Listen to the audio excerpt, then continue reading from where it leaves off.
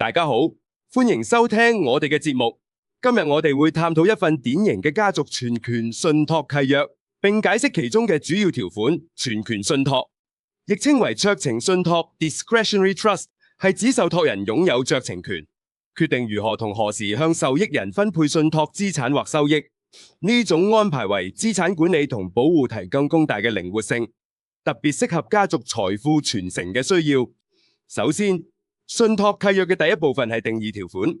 喺呢度，契約會明確界定關鍵詞，例如受益人、信託基金同信託期間等，確保各方對條款有共同理解。接住係信託聲明，即委託人將列於附表 A 嘅資產轉移俾受託人，受託人接受呢啲資產，並按照契約條款為受益人嘅利益進行管理。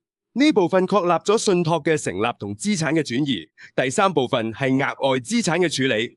受託人可以接受委託人或其他人士追加嘅資產，呢啲資產將納入信託基金，並受契約條款約束。呢條款為信託基金嘅增長提供咗靈活性。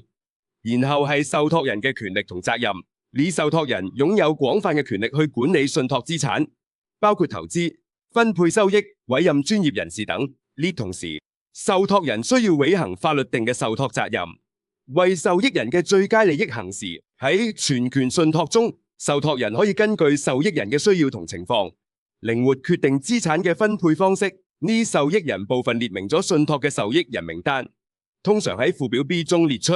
呢受託人有權根據契約條款添加或移除受益人，為信託嘅運作提供更多彈性。最後，適用法律條款明確指出呢份信託契約受香港法律管轄，並按照香港法律解釋，確保契約嘅合法性同可執行性。總括而言，呢份家族全權信託契約詳細規定咗信託嘅架構、各方嘅權利同義務，以及資產管理同分配嘅方式。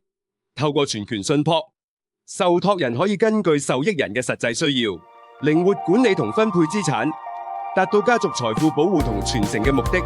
多謝大家收聽，期待下次再同大家分享更多有關信託嘅知識。葉謝鄧，你的法律服務夥伴。